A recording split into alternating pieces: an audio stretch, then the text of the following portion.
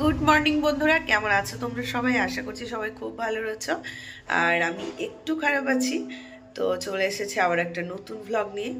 আর এখন ওই 10টা সাড়ে 10টার মতো বাজে, সকালের দিকে রান্নাবান্না কমপ্লিট। এখন ব্রেকফাস্টটা হয়নি, সেটা করব। আর ভাবলাম চলো একটা ভিডিও শুরু করা যাক। আর গলার অবস্থা এতটাই খারাপ যে কথা বলতে খুব কষ্ট হচ্ছে, ভীষণ গলায় ব্যথা। মানে কালকে তো একদম গলায় বেরোচ্ছিলই না, আজকে এতটুকু হলেও ঠিক আছি। তো ওখান থেকে এসে আমাদের মোটামুটি সবারই প্রায় ঠান্ডা লেগে গেছে।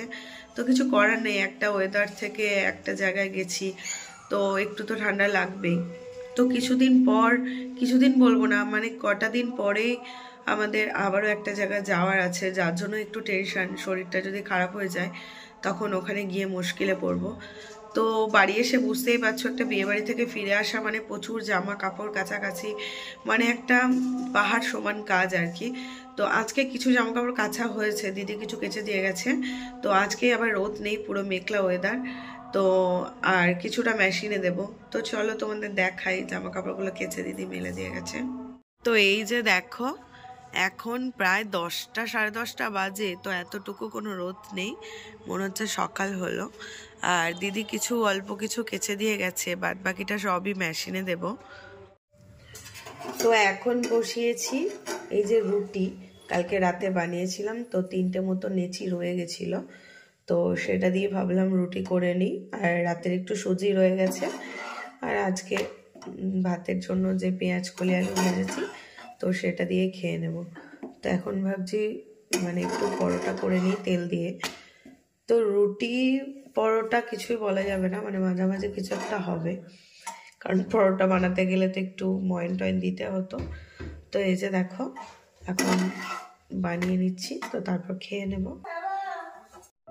তো এদিকে আমার এই যে পরোটা রেডি। আর তোমাদের দাদা ভাই আর রায়ের জন্য একটু সিদ্ধ ভাত বসিয়ে দেব, আলু সিদ্ধ দিয়ে। ওরা ওটাই ব্রেকফাস্টে খেয়ে নেবে, আর আমি এই যে কালকে সুজি আর এটা দিয়েই আজকে খেয়ে নেব।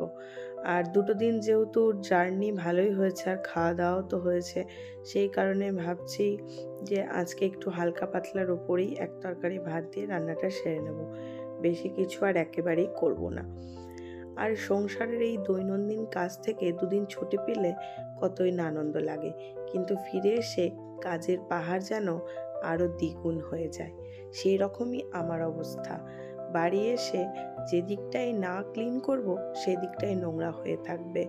যদিও বাড়িতে বাবা ছিল, একবারেই যে বাড়ি ঘর বন্ধ ছিল তা না। কাজের দিদি এসে ঘরটর মুছে দিয়ে সবই গেছে। তো বাড়িতে যদি আবার কোনোই লোকজন না থাকে, সেক্ষেত্রে বাড়িটা নোংরা আরোই বেশি হয়ে যায়।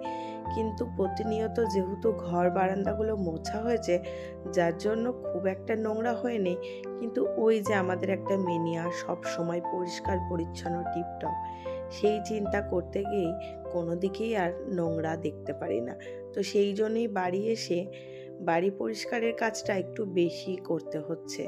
তো ওই যে তোমাদের বললাম যে একটু হালকা পাতলার উপর দিয়ে একটা তরকারি দিয়েই রান্নাটা চালিয়ে নেব। তো এদিকে তোমাদের দাদাভাই মাছ নিয়ে এসেছিল, আর ভাবলাম মাছে কোনো রকম কোনো রিচ রেসিপি না করে একটুখানি পোস্ত দিয়ে বানানো যাক। আর যেহেতু রুই মাছও ছিল, তাই ভাবলাম একটু রুই পোস্তই করি। তো এই প্রসেসেই আমি মাছটা আজকে রান্না করলাম। আর ওই যে তোমাদের বললাম যে কটা দিন খাওয়া দাওয়া বেশ ভালোই হয়েছে, যার জন্য ভেবেছি যে একেবারেই সিম্পল। আর আলু সিদ্ধ দিয়ে দিয়েছিলাম, ব্যাস আজকের রান্না। আর এই যে তোমাদের রায়ের আর তোমাদের দাদা ভাইয়ের জন্য একটু সিদ্ধ ভাত, তো রায়কে খাইয়ে দেওয়ার পরে এদিকে তোমাদের দাদা ভাইকে দিয়ে দিলাম। আর এখন দেখো, অনলাইনে একটা ইলেকট্রিক কেটেল অর্ডার করেছিলাম, যেটা চলে এসেছে। আর এই যে আমি ওপেনও করছি। আর এখন তো পার্সেলগুলো পুরো ওপেন করেই দিয়ে যাচ্ছে দেখিয়ে। আর এটা আমি দেখে নিচ্ছি যে ঠিকঠাক আছে কিনা। তো এই যে দেখো, বক্সটা আমি কিছুতেই খুলতে পারছি না, মানে এতটাই টাইট ছিল যে আমাকে কেটে কেটে পুরো বক্সটা ছিঁড়ে বের করতে হলো। আর জাস্ট কটা দিন পরেই আমরা যাচ্ছি ঘুরতে, যার জন্য বাইরে ইলেকট্রিক কেটেলটা তোমাদের রায়ের জন্য ভীষণই দরকারি। তো যার জন্য এটা নিয়ে নিয়েছি। আর এই যে দেখো, এটা হচ্ছে 1 লিটারের।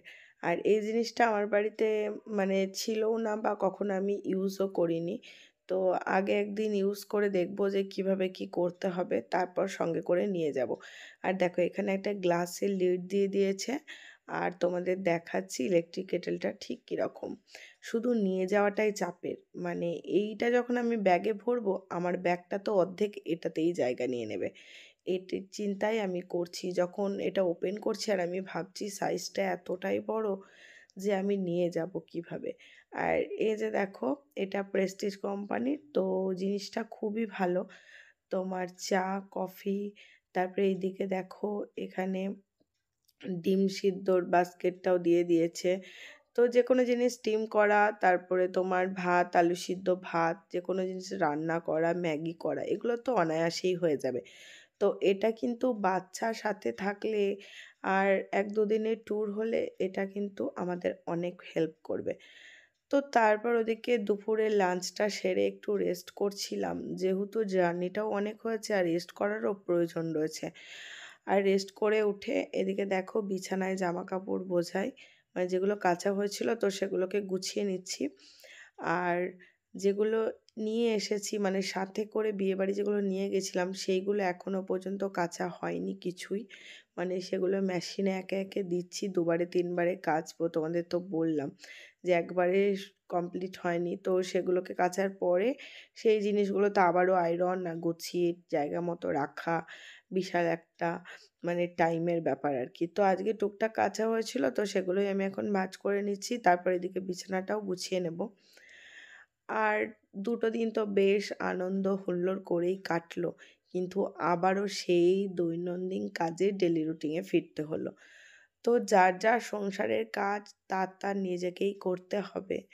কেউ যদি তোমায় বলে যে ২ টো দিন ঘুরে এসো, রেস্ট পাবে। কিন্তু আমার সেটা মনে হয় ২ টো দিন ঘুরে আনন্দ করব ঠিকই, বাড়ি এসে রেস্টের বাড়া। মানে আরও বেশি পরিমাণে যেন খাটনি হয়ে যায় আমার। সেই সমস্ত জামাকাপড় যা কিছু নিয়ে যাই সেগুলোকে আবারও কেচে, আবারও জায়গা মতো রাখা, এটাই আমার সবথেকে বিরক্ত লাগে যা বলব। তো এই যে দেখো রায়ের যে রেগুলার পরার সোয়েটারগুলো কেচে দিয়েছিলাম, তো ১টা ২টোই চেয়ারের উপরেই রাখলাম। মানে বাচ্চা তো অনেক সময় হাতে জল-টল ফেললে, ভিজিয়ে ফেললে বা কিছু, আমি এখন মানে ১টা ২টো সোয়েটার সামনেই রাখি, যাতে বারবার আমাকে জায়গা থেকে বের করতে না হয়। তো এই চেয়ারের মধ্যেই রাখলাম। যেহেতু চেয়ারটা আমাদের মানে আমাদের বাঙালিদের ঘরে এরকম একটা চেয়ার থাকবেই, যেখানে আমাদের জামাকাপড় জড়ো হয়ে থাকবে। আর এই চেয়ারটা আমি জামাকাপড়ের জন্যই ইউজ করি। রাত্রে ঘুমাতে যাওয়ার আগে যে সমস্ত এখন শীতের যে সোয়েটার, চাদর আমরা খুলে রাখি, তো ওই চেয়ারটার মধ্যেই রাখি, আবারও সকালবেলায় পরে নিই। তো এই মানে এই চেয়ারটা আমার এটার জন্যই এখন ইউজ হচ্ছে। তো এদিকে দেখো বিছানার মানে কাঁথা কম্বল যা, যা ছিল সেগুলোকে আমি গুছিয়ে রাখলাম। আর শীতকাল মানেই তো বিছানার উপরে এক গাদা মানে কম্বল, বালিশ এই সমস্তই। তো শীতকালে বিছানা গোছানোটা দুপুরে যেহেতু আমরা ভাত খেয়ে একটু ঘুমাতে আসলেই কম্বল মুড়ি দিয়েই শুতে হয়। তো ২-৩ বার করে এই যে মানে ব্ল্যাঙ্কেটগুলোকে গোছাতে হয়। তো সেগুলোকে এখন দুপুরে ঘুমানোর পর এই যে এখন সমস্ত গুছিয়ে রাখলাম, আবারও রাত্রে লাগবে। আর বিছানাটাও বেশ ভালো করে একদম ঝেড়ে নিলাম। আর বাড়ি এসেই চাদরটা চেঞ্জ করে দিয়েছিলাম। যেহেতু গতকাল বিকেলের দিকে আমি বাড়ি এসেছি, তো সন্ধ্যার দিকে সমস্ত চাদর-টাদর চেঞ্জ করে রাতে ঘুমানো হয়েছিল। তো তারপর এই যে আজকে বিছানাটা ভালো করে ঝেড়ে পরিষ্কার করে নিলাম। এখন তো ২ টো দিন এই বেডশিটটাই পাতা থাকবে। আর এদিকে দেখো ঘরটাও ঠিকঠাকভাবে একদম গোছানো হয়ে গেছে। আর বাড়ি আসা মাত্রই এই যে দেখো রাই এই পুতুলগুলোকে তো নিয়ে গেছিল সাথে করে, তোমরা দেখেছো। তো ওগুলো যেহেতু সাথে করে গেছিলো তো ওরাও অনেকটা নোংরা হয়ে গেছিলো। তাই ওদের জামাকাপড় আজকে কেচে দেওয়া হয়েছিল আর ওদেরকে রোদে শুকাতেও দেওয়া হয়েছিল। মানে ওদেরকেও সাবান মাখিয়ে ভালো করে স্নান করিয়ে দেওয়া হয়েছে। তো এখন এই যে পড়ে রয়েছে, আমি ওর জামাগুলোকে এখন এই যে পরিয়ে দিচ্ছি। আর এগুলো হচ্ছে রায়ের ৩-৩টে মেয়ে, মানে রায়ের মনা। আর রায় ওদেরকে মনা, মনা বলেই ডাকে। তাই আমারও কথার মাধ্যমে বেরিয়েই যায় বলা যে তোর মনা, এই আর কি। তো এই যে দেখো মনাকে আমি এখন জামাগুলো পরিয়ে দিচ্ছি। আর তোমরা তো দেখেইছো, একটা ভিডিওতে আমি দেখিয়েছি যে রায় ওর মনাদেরকে সাথে করে নিয়েই ঘুমায়, তাই উড়িষ্যাতেও সাথে করেই নিয়ে গেছিলো, ওদের ছাড়া ওর একদমই চলে না। তো যাই হোক বন্ধুরা, আবারও আজ থেকে শুরু হলো সেই প্রতিদিনের কাজকর্ম।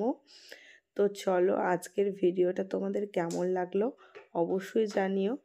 আর জানি আজকের ভিডিওটা বেশি বড় করিনি, ছোটোর মধ্যেই রেখেছি, যেহেতু একটা জায়গা থেকে এসে ভিডিও করার একদমই এনার্জি নেই। তবুও তো তোমাদের প্রতিদিন কি করছি না করছি সেটা তো জানাতেই হবে। তো বন্ধুরা, আজকের ভিডিওটা কেমন লাগলো অবশ্যই জানিও। আর যদি ভালো লাগে একটা লাইক করে দিও বন্ধুরা। আর তোমরা যদি চাও আমি ইউটিউবে একটু জায়গা করে নিই, তাহলে কিন্তু তোমরা আমার চ্যানেলটা সাবস্ক্রাইবও করতে পারো। আর তোমাদের যদি আমার ভিডিওগুলো ভালো লেগে থাকে, তাহলে কিন্তু আমার ভিডিওগুলো তোমরা শেয়ারও করতে পারো। তো চলো, আজকের মতো এখানেই শেষ করছি, আবার আসবো নতুন কোনো একটা ভিডিও নিয়ে। ততক্ষণে তোমরা ভালো থেকো, সুস্থ থেকো, সাবধানে থেকো। তো আজকের মতো তোমাদেরকে টাটা।